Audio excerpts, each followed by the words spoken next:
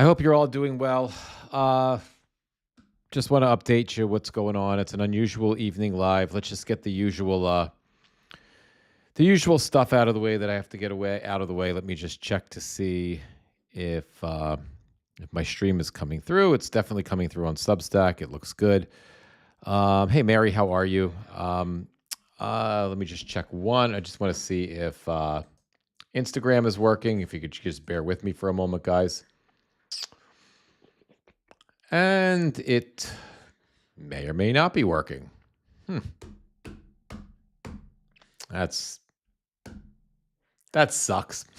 um, I can't really tell if Instagram is working or not. I don't think it is. Let's just try one more thing and see. I can see it. Don Lemon's live on Instagram, but I can't see if Mitch is live. Hey Roz, how are you? Hey Lacey, how are you?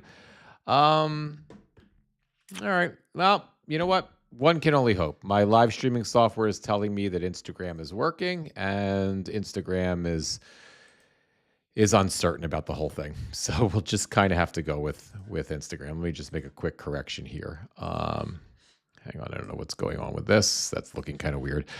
All right, guys. In this unusual evening live, I thought I would take a moment and come on, or a couple moments and come on, and just kind of, because I wasn't really around very much yesterday.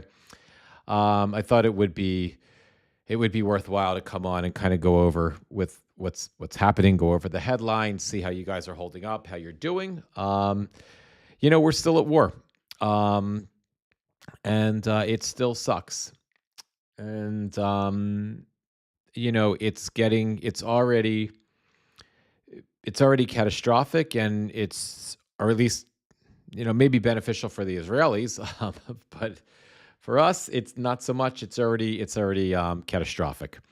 We already lost. We had 3 people killed already that we know about. We know that the Trump administration lies consistently, and there's no reason to think that the most senior leadership in the military, those who are in charge of CENTCOM aren't lying.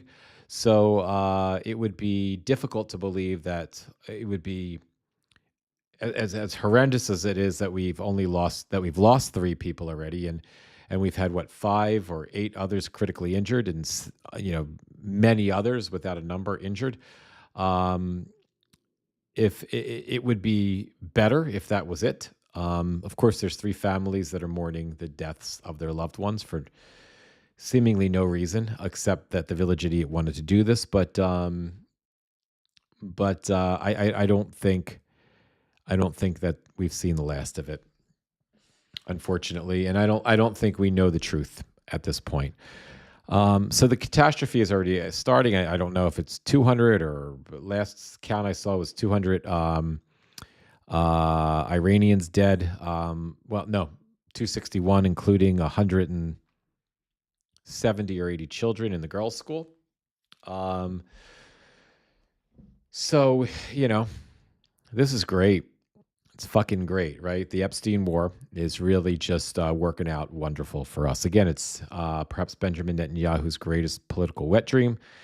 And as of hearing from at least one Israeli who I know, they're supportive of this, and I can understand why some folks in Israel would be supportive of it, why many folks here in the U.S., not so much. Anyway, we're also running out of ammunition. The Wall Street Journal reported earlier today, and I can't read the whole report to you, and it's probably better because honestly, it's just frustrating, crazy bullshit. But the Wall Street Journal reported that the U.S. races to accomplish Iran mission before munitions run out, before they run out of interceptor missiles. Trump says the Iran campaign might last a week or longer, a lot longer than a fucking week. But dwindling stockpiles could limit his options. So I was able to read a sort of some re-reporting on this. Again, I don't have a subscription to the Wall Street Journal, and this particular article isn't up on archive.ph yet, so I can't really read it. But I was able to read a sort of a rewrite of the article on rawstory.com. And we're running, because of, rightfully so, the munitions that we've sold to the Ukrainians. and because of all of Donald Trump's escapades, starting over the summer with supposedly destroying everything, all of the nuclear capabilities, the Village Idiot claims we destroyed over the summer. We used munitions to do that, and now we're back to destroying the nuclear capabilities again, right? So that the White House actually put out a statement and an image on it, sort of a text image on X back then, that said that the nuclear facilities had been completely destroyed, and anything else was fake news. And any reference within the news to anything other than that was fake news, except the first excuse, and there have been several. There was a new one floated today by the Village Idiot, but the first excuse, and there have been several, was that they were really close, maybe days away, to creating weapons of mass destruction. Right? We've heard that before, haven't we? Lacey, I haven't seen anything. The administration, to my knowledge, if anybody knows anything other than what I'm talking about now, I haven't seen anything to suggest that the Trump administration has even acknowledged the children that were killed at the school. Nothing, just didn't happen as far as and they're concerned. Now, again, maybe I missed something. So if any of you guys have seen any reporting about it, let me know. But I haven't seen shit about that. We just straight up murdered children, and why not, right? Fucking unreal, guys, unreal. So these interceptor missiles, these are the things. These are the missiles that we use, apparently, according to the Journal article, that we use to blow the Russian retaliatory strikes out of the sky. The ones that we can hit. Obviously, Russian missiles have hit our bases in Doha. They've been shot at the base at our American bases in Bahrain and Saudi Arabia. We're probably being lied to that, as I said, only 3 people have died so far, and only a small handful were seriously injured. I'm sure those numbers are going to go up exponentially.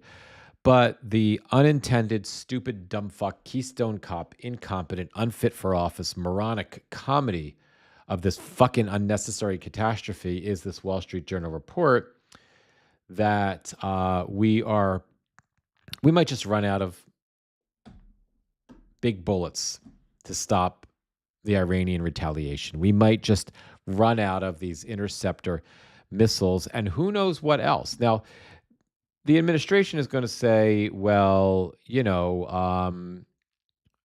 that's just fake news. The idiot's going to come out and say, fake news.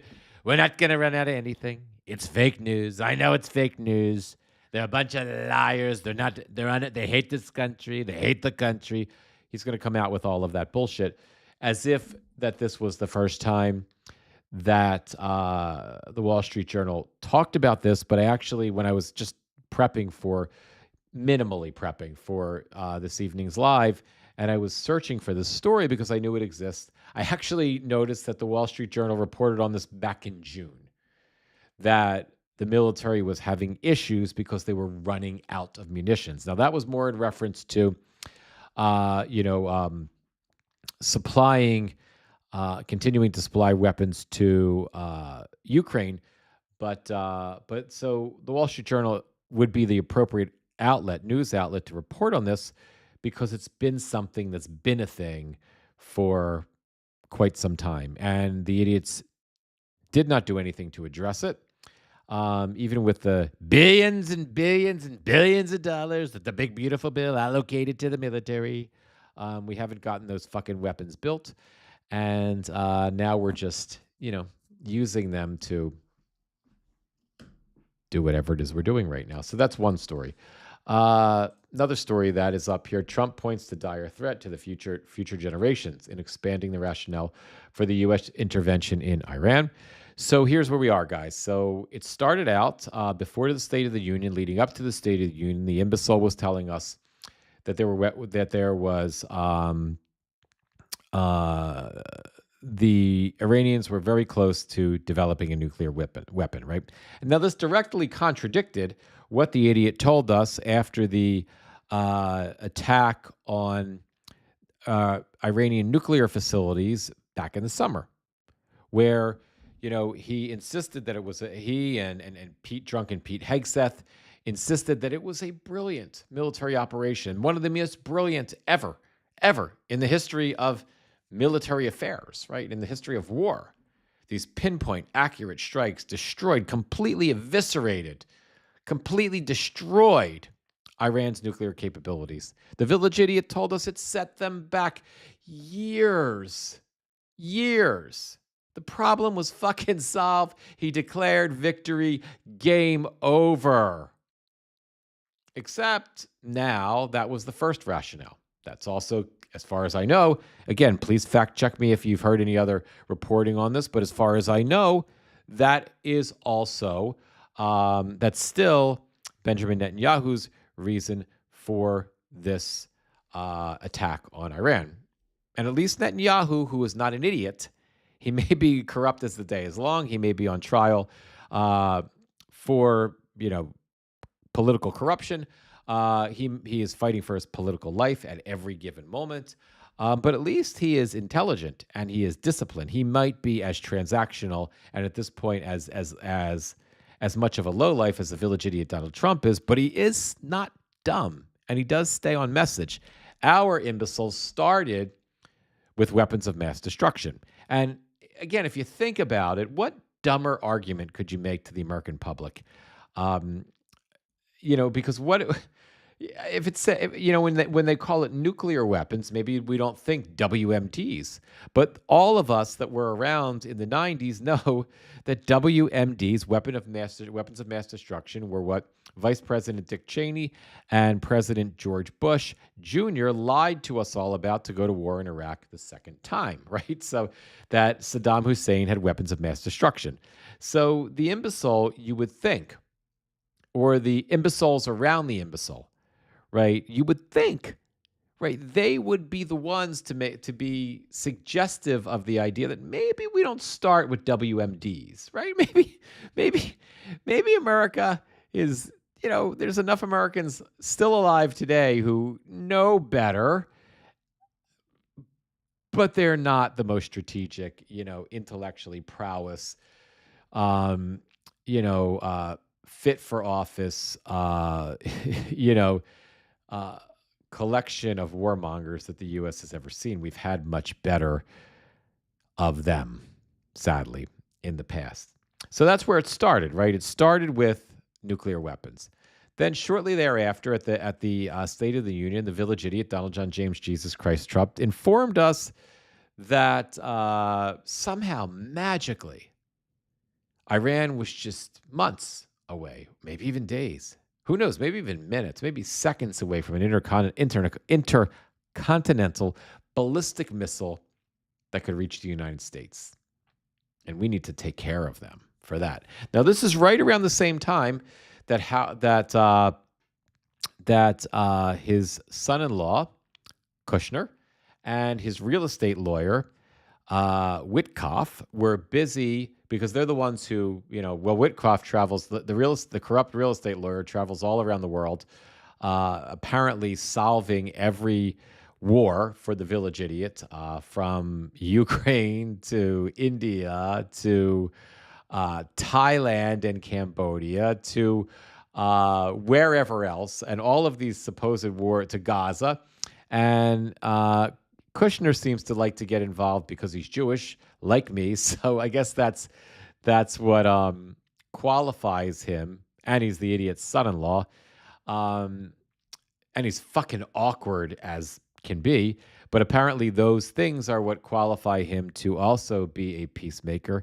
And so he's the guy whenever with Witkoff, Kushner is the guy, that goes and negotiates with Witkoff peace. So while they were supposedly negotiating a peace plan and telling us that they were really close to being successful with it, while that happens, and the idiot decides to attack Iran because there's reporting that the Israelis, that Benjamin Netanyahu encouraged him to.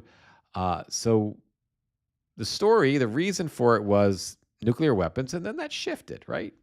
Maybe it didn't shift, but it it shifted to intercontinental ballistic missiles. And then that was kind of the thing yesterday, right? It was like he's got to protect us because, they could hit us with an intercontinental ballistic missile. So that was the second reason. Now we've got the third rationale, the new version of the narrative, where Trump points to dire threat to future generations, an expanding rationale for U.S. intervention in Iran.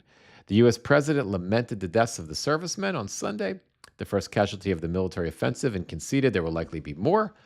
But made the point that in his I don't know if it was his speech or his Truth Social post. I don't even fucking care anymore, to be honest with you. But that the real risk right now is that future generations will be at risk if Iran were allowed to, I guess, either develop a nuclear weapon or have an intercontinental ballistic missile or have access to both. So, that's where we are right now. And I can guarantee you, as dollars to donuts, as gas prices go up starting tomorrow, and as they hit $3 a gallon nationally by midweek, and as polling starts to come out about how bad this fucking thing is, which we're starting to see polling come out, but it's not really making its way into most legacy media outlets. But I've seen reporting on polling. I'm sure if you guys are as obsessed as I am, you've seen, with the news, you've seen some of the polling. As the polling continues to go down, as the stock market tanks tomorrow,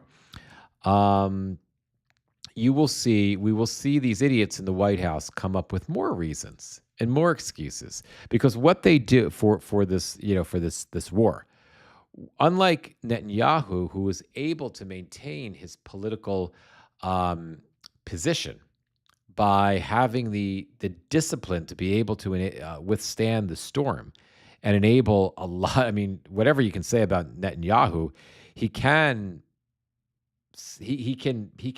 kind of make it through political turmoil. He's keeps doing that over and over and over again, right? So, but he understands when he needs to be disciplined and stick to a narrative, and eventually, when he needs to shift and how he can strategically shift.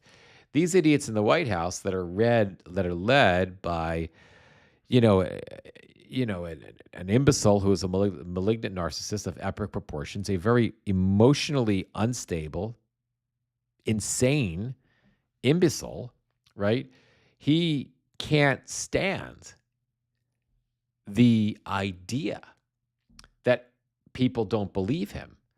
So what he has to do is, because he's incapable of baseline, just the most basic discipline that you could even rightfully expect a 4 or 5-year-old to be able to adhere to. He cannot do that. He cannot achieve a 4 or 5-year-old level of baseline discipline. He's wholly incapable of that, right? So he can't stay on message so we've seen it over and over and over again. And as things get worse and worse politically, because he couldn't give a flying fuck about the Iranian people. He doesn't give a shit about the safety of, he doesn't care about, as my friend suggested, whether or not the Iranians were to drop a nuclear bomb on Tel Aviv. Everything is transactional for him. And the Israelis, I think, by the way, just to digress for a moment, are about to find that out. It seems like, at least what I gather is, I think within the Israeli community, there is this perception that they haven't gotten it yet. They haven't really figured Donald Trump out yet, right? They don't really realize that just because we're in this with them now, that this is going to stick in any capacity, and that Donald Trump won't immediately dump Netanyahu and Israel as soon as he deems the appropriate loyalty and fealty is not being paid to him, or as soon as it's no longer of value to the village idiot. They don't get that yet. They haven't, and they don't need to. They don't live here. They don't have to deal with him on a day-to-day basis, and they haven't seen example after example as the village idiot has brought people in and then shit them out the minute that they become what he deems to be disloyal or useless to him. Unless they're they're so self-loathing and so pathetic. Mike Johnson, John Thune, unless they're so Corey Lewandowski, Steve Bannon, Stephen Miller, unless they're such loathsome, self-hating creatures that they're willing to demean themselves and then go back and crawl back and beg to the wannabe king to be welcomed back into the fold. Marco Rubio, he owns Marco Rubio's soul. Rubio is just an avatar for Donald Trump now. Rubio has surrendered his intellect, which he has quite a bit of. His morals, his faith, his any sense of decency, his humanity. He's nothing. He's a shell of a soul of a politician, of a human now. And if you do that, Donald will take you back into the fold. But once he decides to abandon Israel, the Israelis aren't like that. And they're not going to kiss the idiot's ass yet, but it's clear that they haven't learned yet. They will, but they haven't learned what they're dealing with when it comes to Donald Trump. So, you reap what you sow. So, that's all I can say. You get in bed with the narcissist will surely fuck you, but not the way you were hoping. So, irrespective, so far we have three separate but semi-related narratives of why we are at war. Keep an eye out, my friends, and watch for additional narratives. And if the village idiot doesn't panic and taco out, which is what my hope is that he'll do, he'll declare we have a great victory. It was a great. I was hoping the death of Khomeini would have been, enough for him to declare victory and bail out of this, but clearly the king is drunk on power, and he wants more. He wants more covet. He wants more accolades. He really wants to feel like he's got a big working dick. He's a real man. And this war thing, this killing thing, it makes him feel tough. He gets to say tough things. What did he say? What was his response to, the Iranians?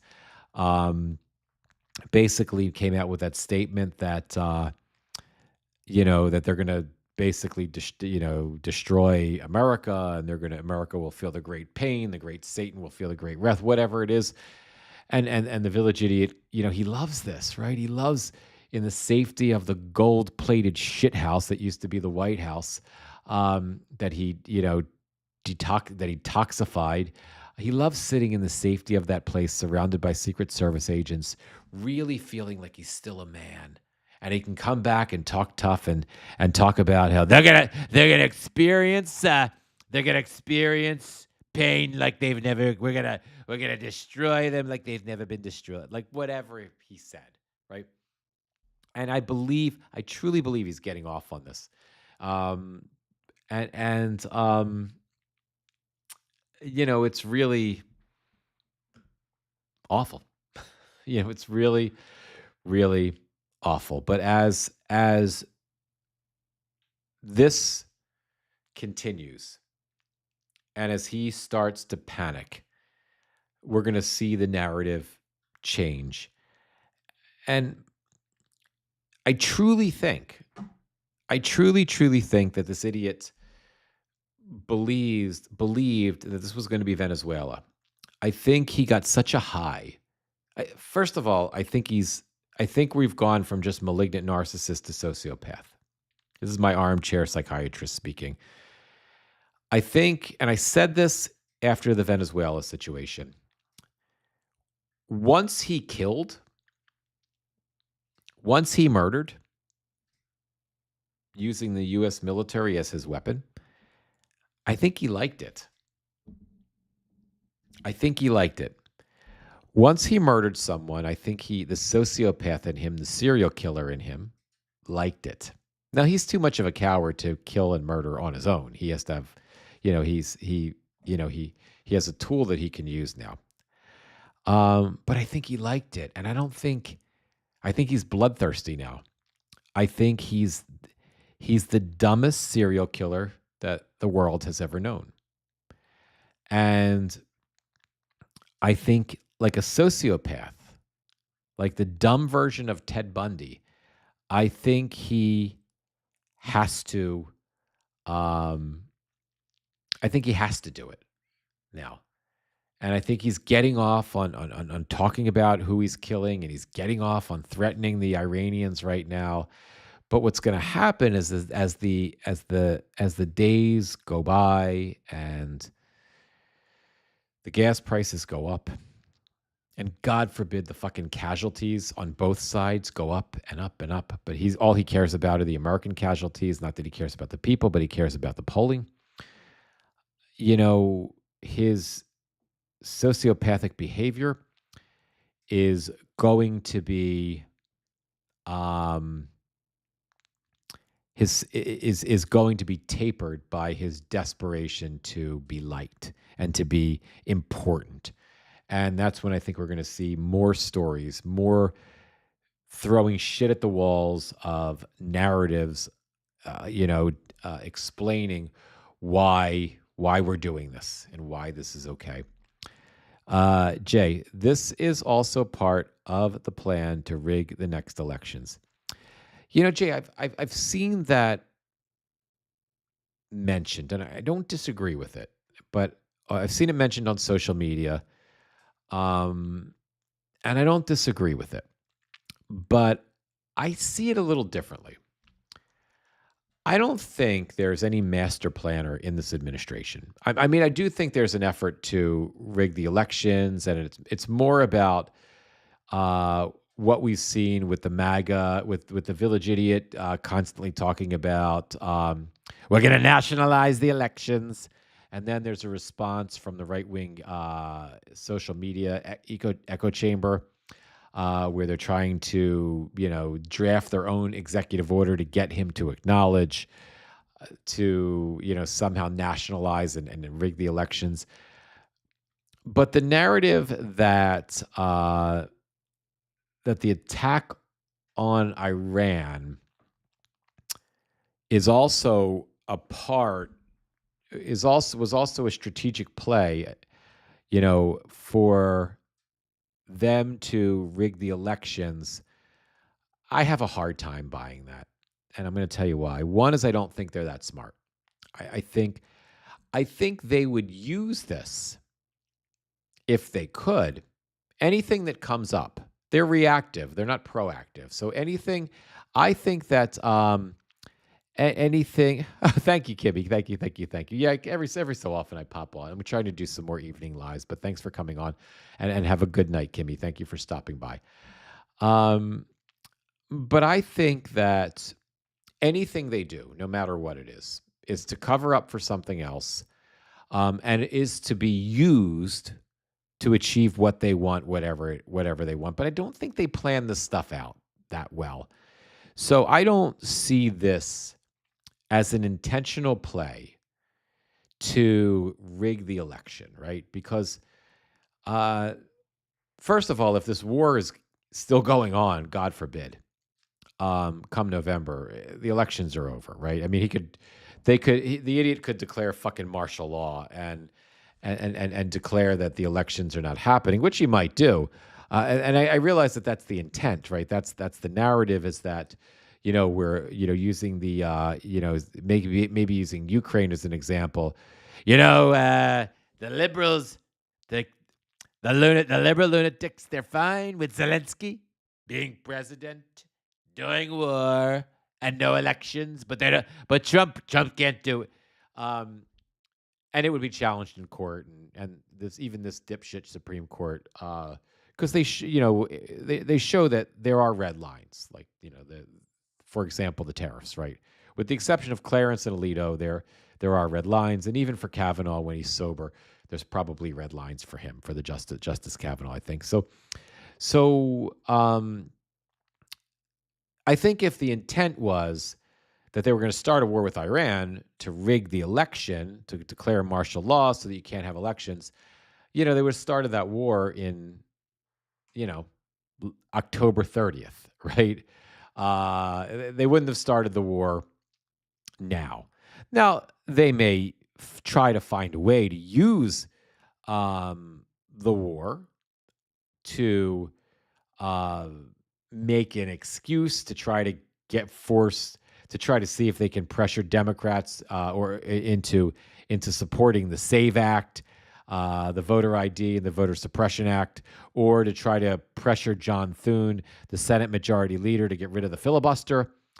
Not that that's going to happen. In order to pass the Save Act, saying it's a very dangerous world, we're not safe, and then elections will be rigged. And John, you got to do it. You got to do it. You got to do it, right? I could see some crazy batshit dumb fuckery like that, but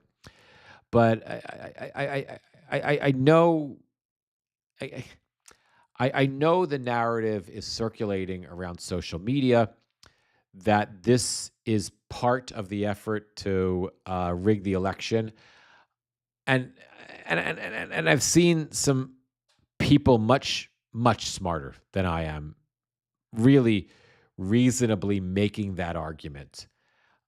But I got to be honest, I just I don't buy it. It doesn't work. It just doesn't make sense to me.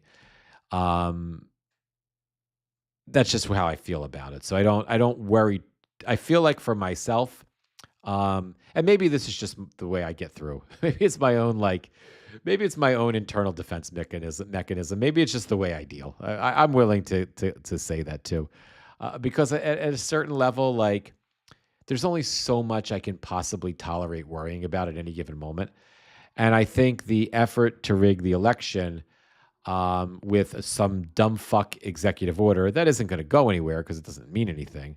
The executive order means nothing in a blue state, but possibly getting John Thune to get rid of the filibuster, to pass egregious legislation or something, that troubles me more than this war. My worry about this war is I have the same worry about war that I have about the economy. It's just expressed significantly differently. My first worry about this war is I don't like war. I don't like seeing people die. Um, I don't want to see all these people die. I don't want I don't want to see them dying in Iran. I don't want to see them dying in Israel. I don't want to see them dying, our troops dying, in the Middle East. I don't want to see our allies being dragged into this, and I want to see them dying. And I don't want to see these Iranian terror cells activated all around the world and people dying, in Western cities, and us having to worry about all that shit, right? Um, Khomeini was a bad guy, and live by the sword, die by the sword is that biblical reference. In many ways, he brought this upon himself, but but Obama was on track to solving this problem diplomatically with the JCPOA, the Iran deal, the Iran nuclear deal, and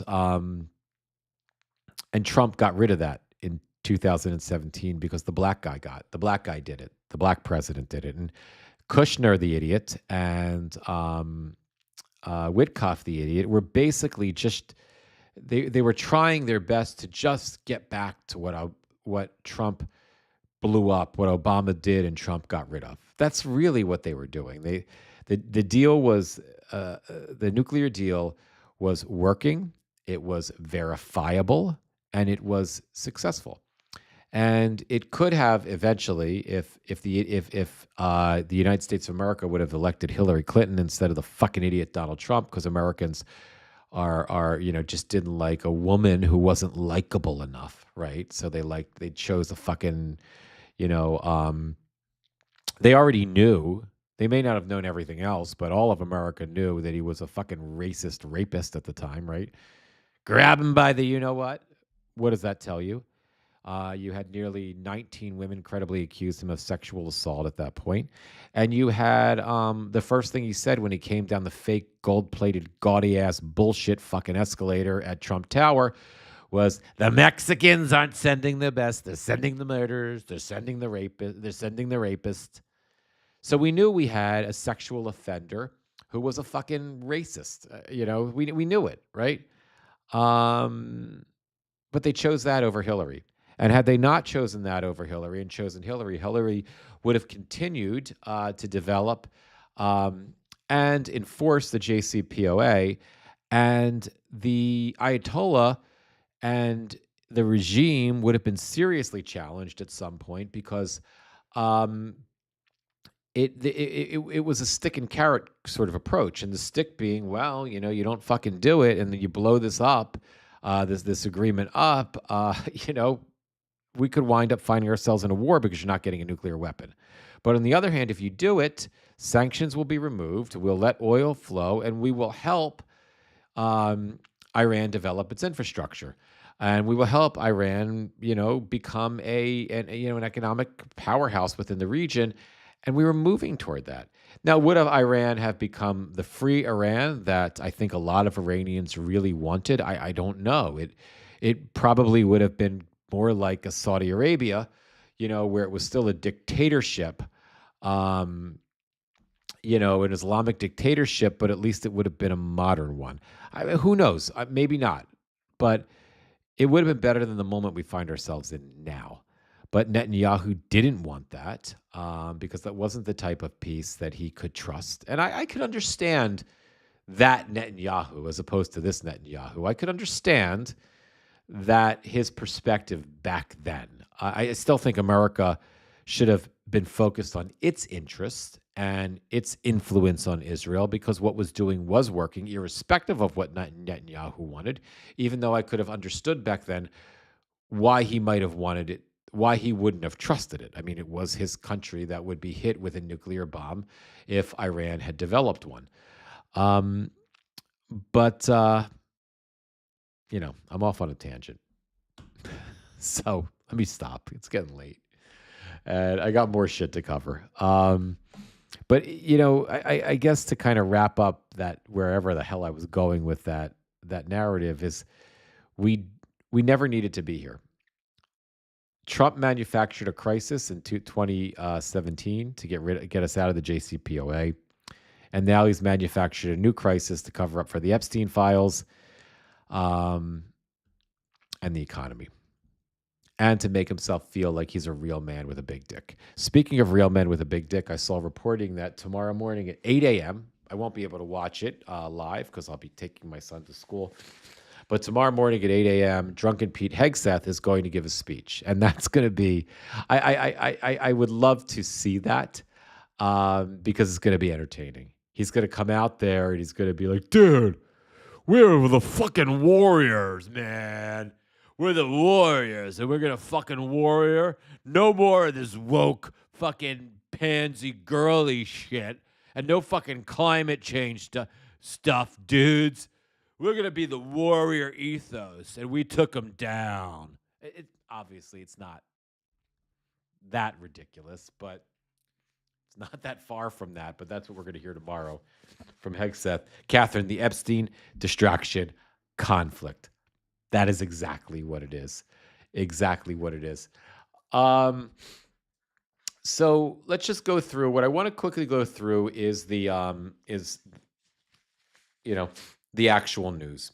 And I'm going to go through it so you can see the news from 3 different places: NBC News, Al Jazeera, and Fox, the propagandist network. Just because, why not? At least we can be informed. So NBC News' ticker: U.S. Gulf countries condemn Iran's attack across the region. I'm just going to read the headlines. How Trump decided to strike Iran. Pentagon told congressional staff it had no intel suggesting an Iranian strike threat. Let me repeat that. Maybe that one is worth watching. Pentagon told congressional staff it had no intel suggesting an Iranian threat, source says. Pentagon, let's read that because that is a little bit more interesting than I thought. Pentagon officials briefed key congressional staff members on the Iran operation today and said there was no intelligence to suggest Iran was planning to strike U.S. forces, a person with direct knowledge told NBC News. That runs counter to what senior administration officials told reporters yesterday. During today's Pentagon officials told aides that Iran's ballistic missiles and proxy forces posed an imminent threat to the U.S. So, so this is what I mean, guy. The village idiot is changing the narrative. The Pentagon is changing the narrative. They don't know what the fuck they're doing. During today's call, staff members were told that so far, U.S. strikes have focused on air defenses and command and control sites, and that the military is expending an enormous amount of munitions throughout the operation. NBC News has reported that key administration officials, including Secretary of State Marco Rubio and Defense Secretary Pete Hegseth, will brief lawmakers Tuesday on Capitol Hill.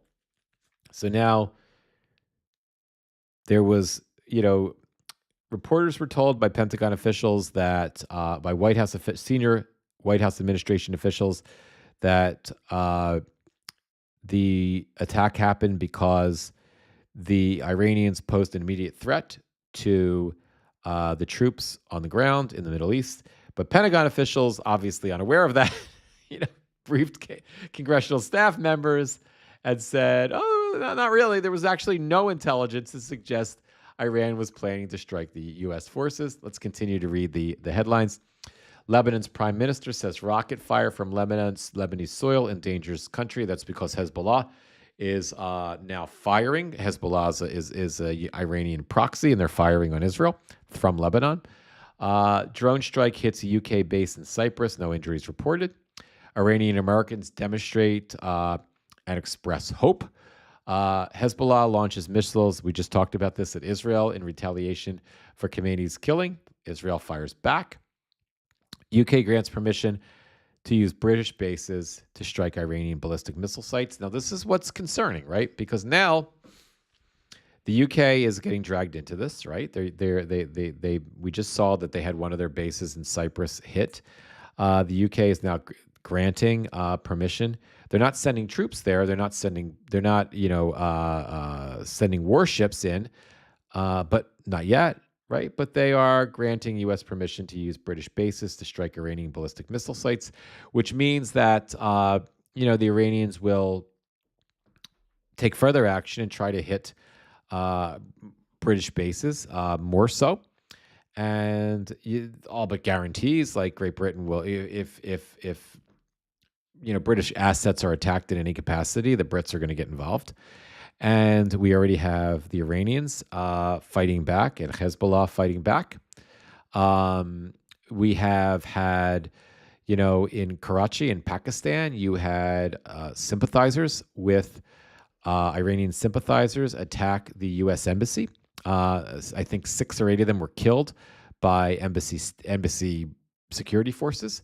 But if you've seen the videos of it, there was a mad rush in Pakistan. Pakistan is also in a little mini war right now with Afghanistan. So, who they side with, who the Pakistanis and the Afghanis side with right now, will be very interesting to see based on their own skirmish. But they're also, they're not in the Middle East, but they're not. It's not like they're not far from the Middle East. So, if this thing escalates and expands, beyond, you've got the Iranians hitting U.S. bases all over the Middle East, Saudi Arabia, Doha, which is in Qatar. I believe, please fact check me if I'm wrong on this, guys, but I believe the Emirates. You also have, whether it was intentional or just, missiles gone astray, but you have, you had, I don't remember if it was the Emirates or Abu Dhabi, but you had a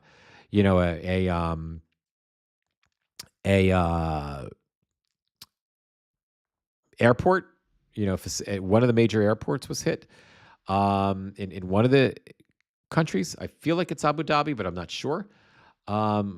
You had a hotel, semi-destroyed or destroyed. So again, we have a regional conflict right now. It's not like there's going to be a regional conflict. There is a regional conflict. The question is how big does that get? In Yemen, the Houthis are, who have been at war with the Saudis forever, are they're aligned with the Iranians. So, pick a side, right? In the Middle East right now. What are the Syrians going to do? They're sort of aligned with the U.S., but they're kind of sort of aligned with the Russians too. And the Russians are very much aligned with the Iranians and have, Vladimir Putin has already called this attack unjustified on Iran. The Chinese who are more aligned with the Iranians than they are with really anyone else in the Middle East. They've called on a cessation of hostilities, right? So where does all that go, right? And I think that I'm going to get back just a second to the news coverage, guys. But so it was Dubai. Thank you, Catherine. Thank you. Yeah, I didn't remember. I've been catching so much news on and off throughout the day, but Dubai sounds about right. So thank you for the fact check on that. So this is, I think the imbecile. I think I mentioned this before. I think he thought this was going to be Venezuela. He thought that it would be the most brilliant military strike in the history of all military. We did it. Look at what we did in just one day. We killed Khomeini. We completely destroyed Iran. It's gone. Doesn't exist. Right? He thought that would be over in 24 to 48 hours. But yet there was ample reporting over the months that somehow, whether it's true or not, but somehow competent people in the CIA, highly unlikely that it was John Radcliffe, the ass-kissing Trump sycophantic former Freedom Caucus Congressman dickwad, and he was also in the first Trump administration as the director of national intelligence, who is his CIA director now. I can't believe that he's actually delivering the actual intelligence, but there has been reporting that someone somewhere over there was actually giving the idiot the actual intel that this is not going to be like fucking Venezuela. This is not going to be a 2-day war that we're just going to fly in there and, hook up with, with folks that are under with the vice president of the country and other folks and kind of get them to just kind of go along with shit. And we're just going to take out the leader and bring him to fucking New York and blow up a bunch of boats. That wasn't going to be this. And the idiot couldn't hear it. And now he's created a fucking political mess for himself then that's all he cares about. And the whole region may just totally blow the fuck up right now. And this is what is really terrifying. This is what is most terrifying about this situation. I mean, you could have a situation where thankfully China and I don't think Russia are interested in a world war at this point, but if they were, this is the trigger for it, right? Blowing up the Middle East, and taking sides, right? Especially with Pakistan and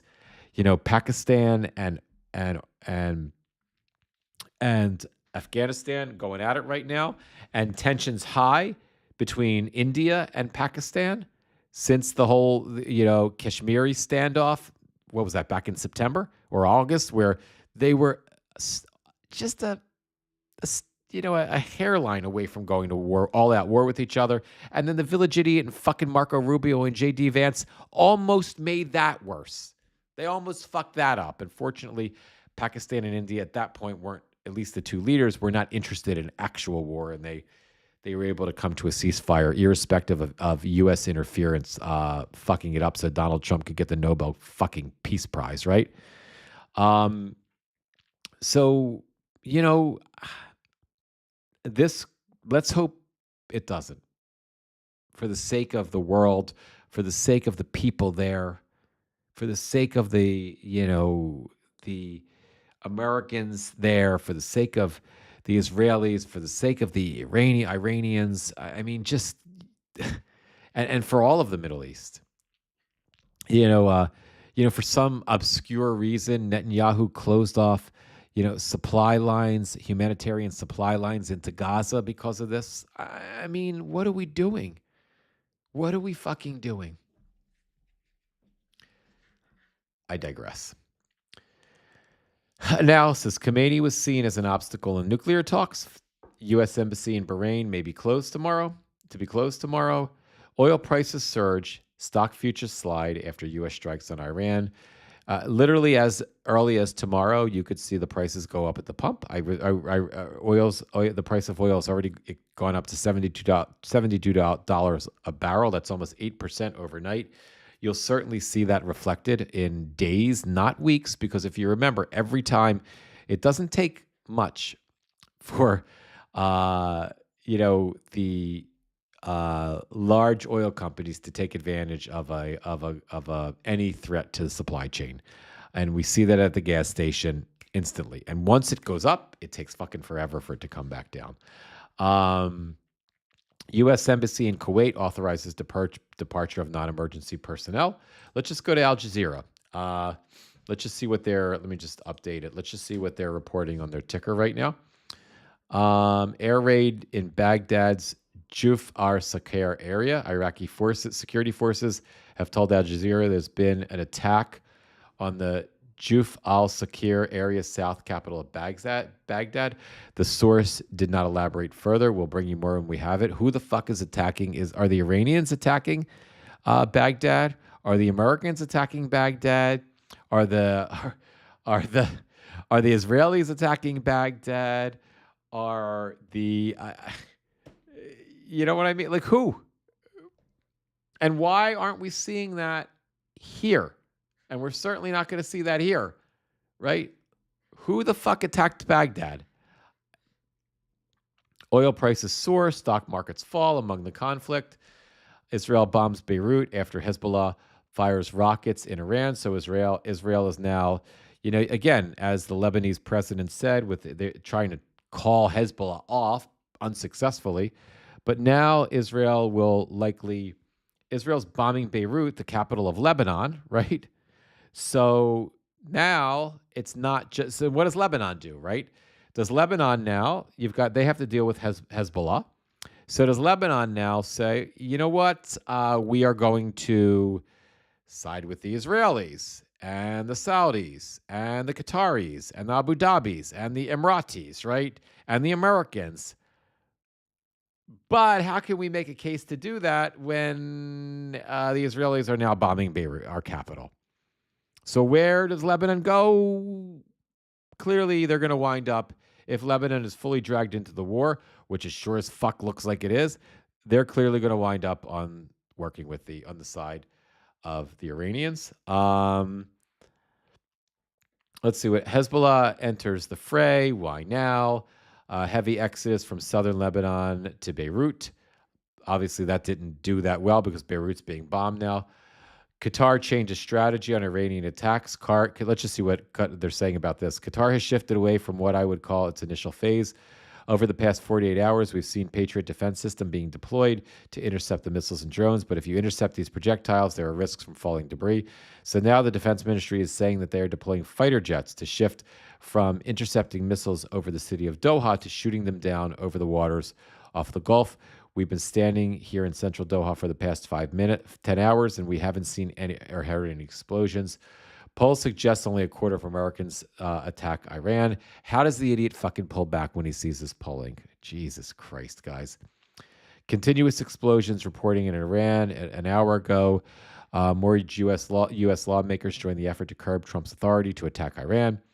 UK reports suspected drone strike in a military base in Cyprus. I know I'm reading through these fast and furious, guys, but Iran's Arakchi calls for immediate, concrete, and effective measures from the UN. Videos show people fleeing Beirut. Pentagon chief to hold news conference. This is the fucking idiot. The drunk is going to be holding a news conference tomorrow. Iraqi security forces fire tear gas on protesters near U.S. Embassy in Baghdad. Israel orders residents of dozens of Lebanese villages to leave their homes. Israel raids hit 3 towns in southern Lebanon. Israel says it's targeting senior Hezbollah figures in Beirut. Japan's Itochi says fuel shipments from Gulf impacted by attacks on Iran. I mean, we could just keep going, right? And let's see what the regime, as Ben Masalis from the Midas Touch News Network calls it. Let's see what regime media is. Fox News is reporting. Hormuz erupts, attacks, GPS jamming, Houthi threats rock Strait among U.S.-Israeli strikes. I'm surprised they're actually reporting that. Maritime authorities report explosions and fires aboard commercial vessels as shipping companies reroute services. So they are closing down the strait, the the Strait of Hormuz, which is a major shipping lane for oil and goods. The Strait of Hormuz region became a flashpoint Sunday after the U.S.-Israeli strikes on Iran. Under Operation Epic Fury, triggered electronic warfare activity and multiple attacks. I think Fox News regime media is fucking up by reporting this because usually they wouldn't. And I think maybe they're trying to report this to try to convince people that this is a good thing that is happening, right? We need to they're shutting down shipping and we need to be scared and we're scaring you into supporting the village idiot Donald Trump. But I think this is going to have the opposite effect on a lot of MAGA folks who might watch Fox News because they're seeing this as what the fuck like we are, I would think. The sudden escalation followed a February 28 warning from U.S. maritime authorities urging commercial vessels to avoid strategic waterways if possible, including the Persian Gulf, Gulf of Oman, and Arabian Sea, citing highlighted security risk. It is recommended that vessels keep clear of this area if possible. The Persian Gulf, Strait of Hormuz, and adjacent waters are the most dangerous place right now for commercial shipping. Jacob P. Larson, head of Maritime BIMCO, told Fox News. Ships in the Persian Gulf are under threat from Iranian attacks. To protect themselves, most ships stay as far away from Iran as they can, he added, describing how ships are, quote, trying to depart from the Persian Gulf to get away from the threat. So there we go, guys. Catherine, I would have sworn I saw something saying Israel did, but I can be completely making this up. Maybe that was in Lebanon. Catherine, it's when the news is so fast moving like this, and there's so much news from so many different places, and you can see you have different news sources like Fox News and a lot of legacy media outlets kind of trying to shape the narrative. It's really hard to follow it all. So I'm in it all the time too. I know you're in it all the time, and it's really hard to keep track of what's happening where.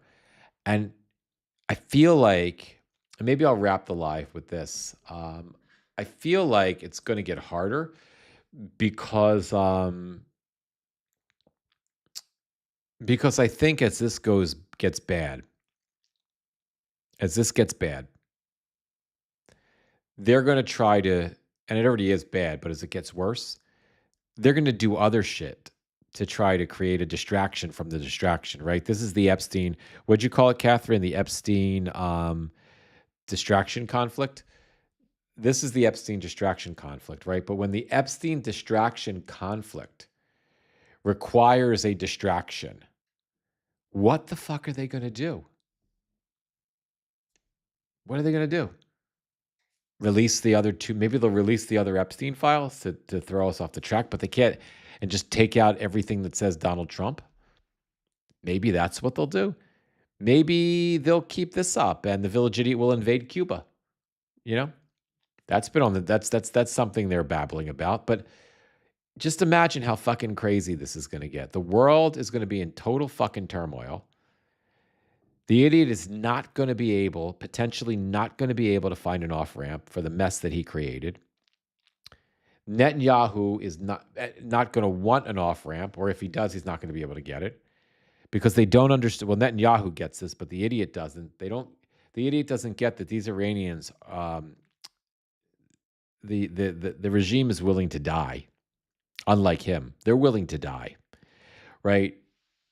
So they might be happy for that. It may be martyrdom for them. He doesn't understand that. He's incapable of that. And so what kind of situation are we going to be in when the idiot has to come up with a distraction to distract away from this? And what on earth could that distraction potentially be? It's staggering, guys. All right, my friends, it's 11 o'clock. I got to get to bed. I love you guys. 1 minute at a time, 1 hour at a time, one day at a time, one live at a time. We're going to get through this too. Just deep breaths. Try to stay as aware as you can, but when you need to walk away, walk away. And there is a possibility the fucking moron in the next day or two will wake up as he realizes he's in trouble and pull back US forces. And if he were to pull back US forces, it is possible that this de-escalates before it turns into a fucking epic proportion level nightmare. I love you guys, and I'll see you tomorrow at 11:15. Tomorrow we have my friend Jonathan. Jonathan, we're going to discuss this a little bit.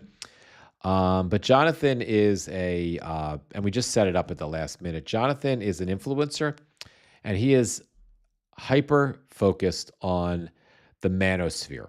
He is all his work is focused on trying to offer men American men, young men, middle-aged men, older men, a better option than fascism, bigotry, hate, that sort of thing. And we're going to get into that. We're going to get into, we're going to have to touch on this because this is the news and it's important. But we're going to talk a little bit about that and get into the toxic masculinity of the Trump administration and the Trump, the masculinity that got him elected and what can be done about it.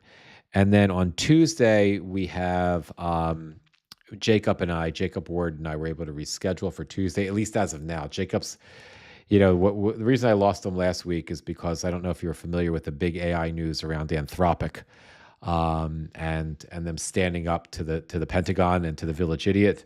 He was sort of neck deep in covering that.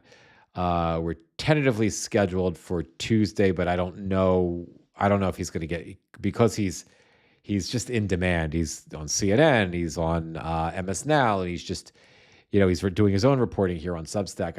I got to get him when I can. So I'm hoping we're tentatively scheduled for Tuesday, but if he has to bail, he's going to have to bail. But we're going to be, he's going to be kind of, I wanted to originally talk about the ICE surveillance state, and hopefully we'll get to that. But this Anthropic story, which most of us don't know that much about it, because it's a huge story that we're all missing because of this other stuff. I hope we have a chance to do it. And oh, no worries, Catherine. If you can't, I know you're working during the day, but I'll also have the recording up as well. So there's no worries. Anyway, I love you guys. I'll see you soon. Get a good night's sleep, everybody. Be well. Take care.